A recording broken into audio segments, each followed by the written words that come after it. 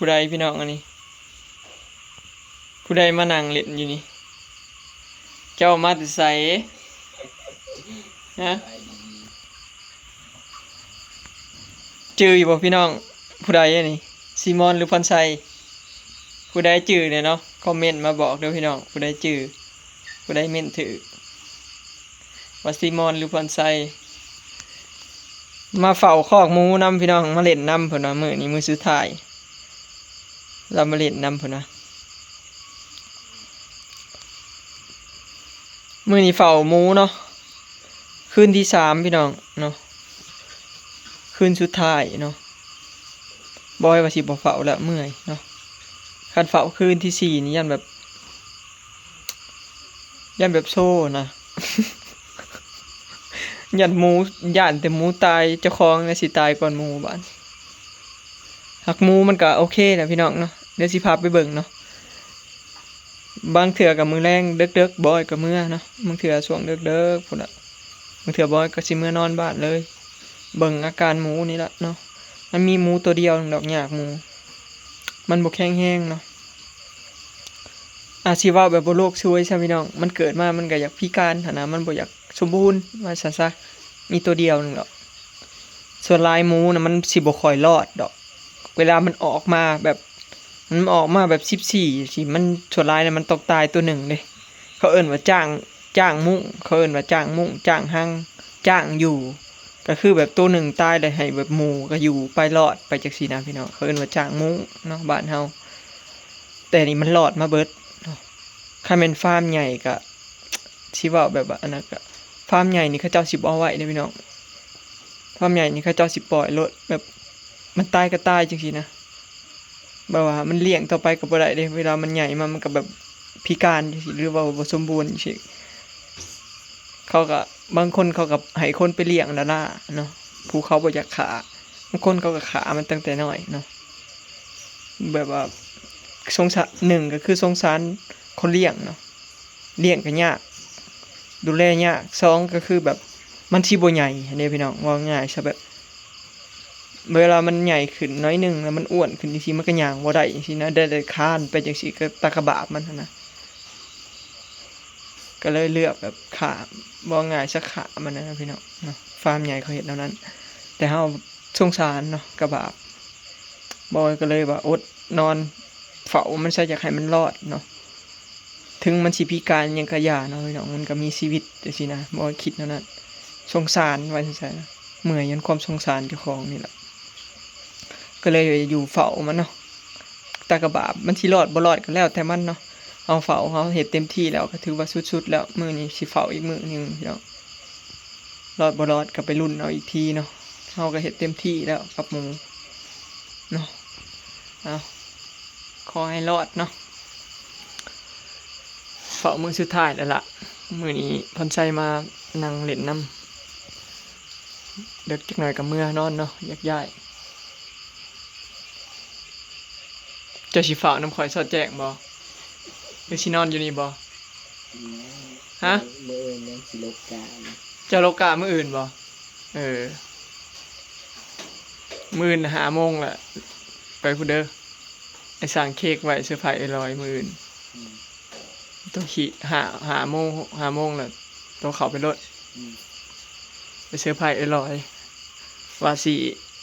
กินกันแต่ยามว่าสิจัดงานวันเกิดสลอยพ่อพี่น้องบ่ได้จัดใหญ่แล้วกินแต่ในครอบครัวเนาะญาติพี่น้องเฮาแถวหน้านี่แหละเนาะบ่ได้หลายบ่ได้เชิญหมู่คู่มาดอกมีแต่เอาแต่ญาติพี่น้องเนาะกินกับญาติพี่น้องมันซะบ่ว่าจัดดอกเนาะอบอุ่นกันในครอบครัวเนาะก่อนลงหน้าเด้พี่น้องเนาะก็เลยสินั่งเล่นนั่งหัวกันกินนั่นกินนี่ซุ่มนุมกันมื้อสุดท้ายว่าซั่นซะต่อไปกับไผก็สิลงหน้าเด้บ่ทะเลินก็ดำหน้าแล้วพรชัยก็สิดำหน้าแล้วเด้คือบอยสลอยก็สิดำหน้าเด้บัดนี้คือแบบกินกันมื้ออื่นกินเต็มที่แล้วก็แยกย้ายกันดำหน้าไผหน้ามันได้บัดนี้บ่ได้ร่วมกันได้พี่น้องเพราะว่าดำหน้ายามดำหน้านี่บ่เคยร่วมกันเนาะเพราะว่ามันพร้อมกันแล่นน้ำคันยามเกี่ยวข้าวได้ร่วมกันอยู่พี่น้องเนาะพรชัยมานั่งเล่นน้ำมื้อนี้ บ่เหงาเลยบัดนี้ ดี๋ยวบอยสิพาไปเบิ่งหมูหน่อยพี่น้องเนาะว่าเป็นอะไรบอยปล่อยอยู่น้ำแม่ละคันว่ามันโอเคกับสิปะเนาะกับสิเด็กๆจังสิเมื่อนอนอยู่บ้านคิดฮอดลูกฮอดเต่าพี่น้องบ่ได้นอนนำกัน2 มื้อละไปเบิ่งหมูหน่อยเนาะพี่น้องนี่หมูน้อยเบิ่งกินนมน้ำแม่เพิ่นอยู่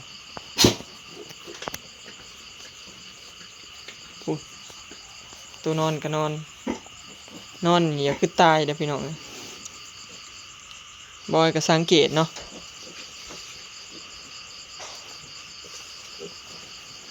ตอนนี้หมูคุ้นกับราคาซ้ำเก่าพี่น้อง57,000เนาะยังแพงคือเก่าอยู่หมูน้อยกับโตละ2,000เนาะคันโตใหญ่ตัวงามโตอ้วน2,000พี่น้องคันแบบรุ่นงามธรรมดาก็2,000เนาะคันบ่ออยขายนี่สิได้อยู่คันบ่ให้คุณดีๆบ่ให้เจ็บท้องให้มันใหญ่ๆนี่เพื่อออกนมสิได้อยู่พี่น้องต่อ2,000เนาะเพราะหมูมันงามอยู่เด้หมูวอยมีแต่ตัวใหญ่ไว้เด้คุณแต่ละรอบนี่หับประกันให้เลยว่าได้100 โลแน่นอนเนาะเบิ่งพอหมูสิใหญ่บ่ใหญ่นี่ขึ้นกับแม่พันธุ์เด้พี่น้อง2ก็คือขึ้นอยู่กับเฮาเลี้ยงอันนี้แบบอ้อยแบบทำคลอดเองเนาะว่าง่ายซะเกือบเดี๋ยวว่าเฮ็ดเองทุกอย่างเลยเนาะต่างแต่บ่ได้ผสมพันธุ์เองบ่ได้มีพอพันธุ์เองซื่อๆเด้มีอย่างเดียวแหละพี่น้องบ่อ้อยบ่ได้เฮ็ดเองเนาะเอาไปสมนำเขาเจ้ากายนะบ่อ้อยเฮ็ดเองทุกอย่างเนาะนับแต่ตัดสะดือตัดหาง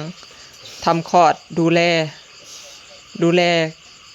เขาเอิ้นว่าอนุบาลหมูเนาะดูแลตั้งแต่มันเป็นอนุบาลว่าซะคอกอนุบาลเฮ็ดเองเบิดทุกอย่างพี่น้องนับตั้งแต่ฉีดยาเนาะบอกว่าเฮ็ดเองเบิดขายหมูแต่ละรอบจังว่าหมูบ่แพงก็ได้กำไรนะพี่น้องได้กำไรย้อนว่าเฮาเฮ็ดเองทุกอย่างเด้แบบคือบ่ได้จ้างนะคันจ้างเขานี่แม่นแพงเด้มาฉีดยาแต่เถื่อๆ 2-300เนาะแล้วแต่หมูหน่อยเด้หมู30ปลายโตนี่เสียเงินไปเลยนี่ฉีดยานี่หลัก2-300ซักยานี่พี่น้อง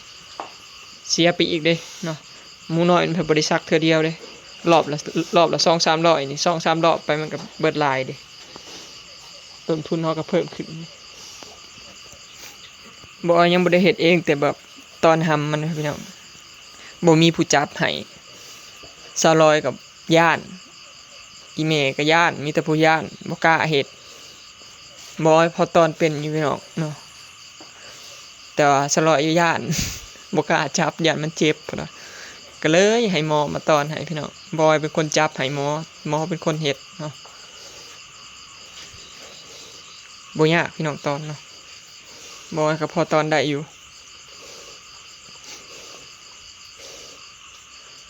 แล้วก็เรื่องการดูแลหลังอยู่คอกอนุบาลนี่ยากเนาะคือแบบเรื่องการดูแล1อย่าให้เป็นปอด2ก็คืออย่าให้เป็นเจ็บท้องว่าซั่นซะหลักๆคือห้ามเป็นปอดเด็ดขาดหมูน้อยนี่ก่อนที่เฮาสิส่งขายให้เขานะพี่น้องออกนมแล้วนี่พร้อมคุณหั่นนะห้ามให้มันเจ็บท้อง1 2ก็คือห้ามมันเป็นปอดเนาะเห็นหมู JC พี่น้องเนาะ JC เราซื้อมาจากคอกฟาร์มเขาเจ้าบ่คอกได้บ่ฮู้นำ JC เห็นแต่เราถามบ่อยู่ว่าหมูเราเป็นปอดเราว่ารักษาแนวใดแล้วปอดมันขึ้นไอตลอดบอยก็เลยแบบฉีดยา3 มื้อเรียนเนาะถ้ามันบ่เซาก็ฉีด4 มื้อก็ได้เพื่อความสบายใจนะบ่เป็นหยังเนาะฉีด4 มื้อก็ได้เพราะว่ายาดีไอมันบ่ค่อยมีผลเสียต่อหมูนะมันสิบ่เฮ็ดให้หมูจ่อยหมูล่างนะพี่น้องว่าง่ายๆซะเฮาฉีดหลายก็บ่เป็นหยังเนาะแบบยาดีปอดดีไข้ดีไอว่าซะมันบ่ค่อยมีผลเสียเนาะแต่ว่ายาอันอื่นนี่คือยาดีเจ็บท้องยาวิตามินนี่สิเฮ็ดให้หมูล่างได้จ่อยได้หรือว่ายาดีไข้นี่มันสิเฮ็ดให้ล่างได้ในการฉีดหลายว่าซะเราฉีด3 เข็มยังไอบ่ก็เลยแนะนำให้ฉีดอีกเข็มนึงเนาะให้มันต่อเนื่องกันเป็น4 มื้อ หมูบอยที่คอกข้างหลังน่ะเศร้าย้อนบอยฉีดเช้าเที่ยงแรงเด้อฉีด4 มื้อยังบ่เศร้าเด้อาศัยฉีดเช้าเที่ยงแรงซื่อๆเด้หมูแม่ใหญ่ๆนะถ้าแม่นก็บ่เศร้าเด้พี่น้องไออยู่นั่นแหละหลักๆก็คือแบบหมูบอยบ่ค่อยมีดอกพี่น้องน้อยแบบซ้ำเจซีเป็นปอดเพราะว่ามันขึ้นอยู่กับเรื่องการดูแลเด้เรื่องการดูแล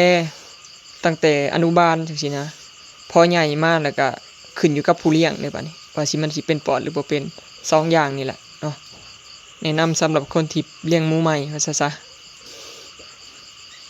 หมูบอยตั้งแต่เลี้ยงมานี่รุ่นน้อยสำของเจซีเดือน2 เดือนนี่บ่ค่อยมีเป็นปอดเด้พี่น้องเพราะบอยดูแลมันแบบดูแลแบบคักแน่อีหลีพี่น้องเนาะต้องแบบวิธีการดูแลนี่ก็ยากเนาะเรื่องการอาบน้ำหรือว่าหลายๆอย่างสมมุติว่าอากาศมันเย็นเนาะฝนตกจังซี่ก็มีหลอดไฟอุ่นไว้เนาะบ่ได้มีแต่ว่าคอกอนุบาลเด้เฮาก็เปิดให้คอกคุณก็ได้เฮาสิสมมุติเฮามีปลั๊กไฟหุงไหลยุงอันนึงเนาะแล้วก็มีปลั๊กไฟไหลความร้อนทำความร้อนให้มันอันนึงจังซี่พอเวลานอนมันก็สิมานอนอยู่แจเด้บ่อยากใช้ผ้าห่มอิหยังนี่หมูมันแนวนี้พี่น้องมันจังสิบ่เป็นปอดง่ายตั้งแต่เลี้ยงมาก็บ่เคยว่าสิเป็นปอดจักเทื่อเด้มีแต่เป็นช่วง3 เดือนไปเนาะส่วนหลายหมูบอยในช่วง3 เดือนไปเพราะว่ามันดูแลยากมันใหญ่แล้วก็ขี้คร้านดูแลจังซี่นะพี่น้องเฮาขี้คร้านแบบเบิ่งมันจังซี่นะบางเทื่อก็พออาบบ่พออาบน้ำก็อาบให้จังซี่นะหรือว่าอากาศบ่ดีก็บ่ได้เบิ่งจังซี่นะส่วนหลายหมูบอยสิเป็นช่วงนั้นเนาะบ่ค่อยมีดอกหมูน้อยแบบคือ JC แบบเป็นปอดเพราะว่าบอยพยายามเบิ่งเอาใจใส่ขนาดเนาะวิธีดูแลก็ดูแลยากเนาะ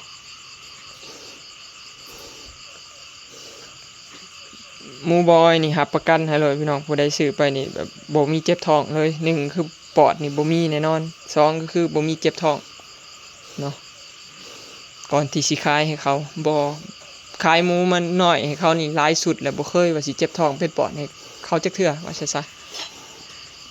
พอบอยลงอันเฟซบ่อึดแต่คนถามพี่น้องเขาอยากจองอยู่ คันผู้เคยซื้อหมูน้อยบอยนะเขาเจ้าสิติดใจอยู่พี่น้องเนาะเพราะว่าบ่เคยเห็นให้มันเป็นปอดเป็นไข้เป็นอันไอไปให้เขาจักเทื่อเด้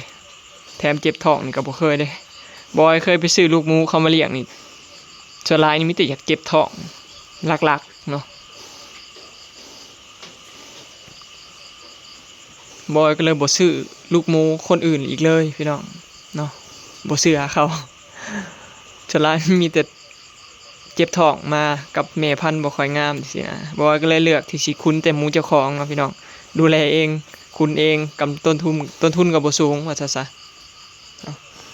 สุดนี้บอยก็สิคุ้นไว้เบิดพี่น้องเนาะ14 โตวคุ้นไว้เบิดเลยและแม่ที่2น่ะกำลังสิออกหากประมาณได้2 เดือนปลายอีกเดือนปลายเนาะก็คลอดแล้วตัวนั้นเพิ่นน่าสิดำนาแล้วหรือว่าเกือบดำนาแล้วพุ่นล่ะพี่น้องจังสิได้เฝ้าหมูตัวนั้นอีกจังสิคลอดหมูตัวนั้นขอบคุณหมูตัวนั้นน่ะรอบเมื่อกี้นี่ขายให้เขาพี่น้องนางอันพารวยนะขายให้เขา9 โตเนาะรอบที่2จักสิได้จักโตพี่น้องรอรุ่นแต่ว่าบ่ค่อยได้น้อยกว่าเก่าดอกคันหมูสมแท้นะพี่น้องบ่แม่นสมเทียมเนาะคันสมแท้นี่มันอยากเป๊ะคันเคยได้เก่านี่คือบ่หลุดเก่าแน่นอนคันสมแท้บ่ค่อยหลุดเนาะเปอร์เซ็นต์หลุดนี่น้อยว่าซะคันสมเทียมนี่บ่แน่บ่นอนเลยเอาแน่เอานอนบ่ได้สมเทียมบ่อยากเป๊ะบาดสิหลายก็หลายบาดสิน้อยก็น้อยวูบแล้วเด้สมเทียมบอยก็เลยเลือกสมแท้เบิดเนาะเห็นบ่พี่น้องสูตรที่2น่ะได้14สูตรที่3ก็ได้14เห็นบ่เป๊ะเนาะก็เลยเลือกไปสมแท้เฮาก็อดใส่ความอดทนหาหมูไปสมนำเขาซะ ยากตรงนั้นพี่น้องนะสมแท้ก็คือยากเท่านั้นน่ะเฮาบ่มีเพาะพันธุ์เองเนาะคันซื้อเพาะพันธุ์เองนี่ก็สมได้อยู่พี่น้องแต่ว่ายากเด้อหมูเฮาบ่หลายต้นทุนก็สูงเด้เฮาซื้อหมู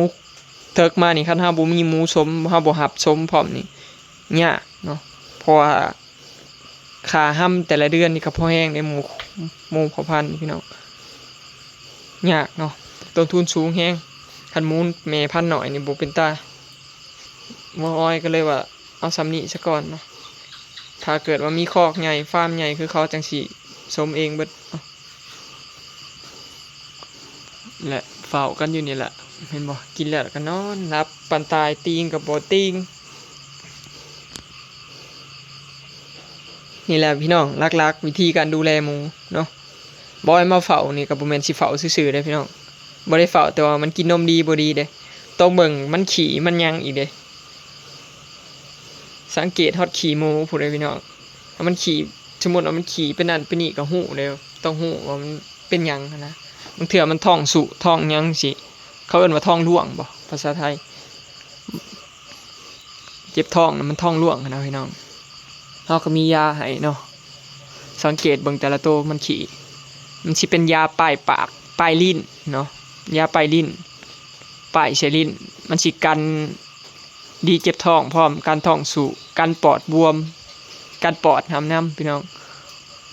นั่นล่ะเฝ้านั่นนี่แหละต้อง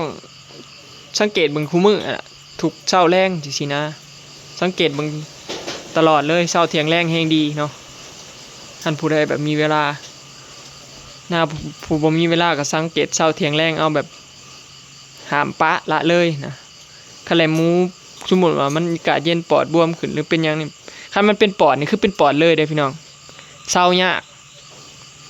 คันฉีดยาแบบ3-3 มื้อนี่ยังอยากไออยู่เด้ปอดนี่อันตรายเนาะแต่ส่วนหลายบ่ขั้นต่ำนี่ระดับ3ขึ้นแล้วฉีดยาส่วนหลายนี่อยาก4ผู้เด้อเพราะว่ามันสิเศร้าเลยนะอยาก4เข็มผู้ส่วนหลายเนาะเดี๋ยวนี้บ่ค่อยเศร้าง่ายดอก3เข็มยาดีไอดีปอด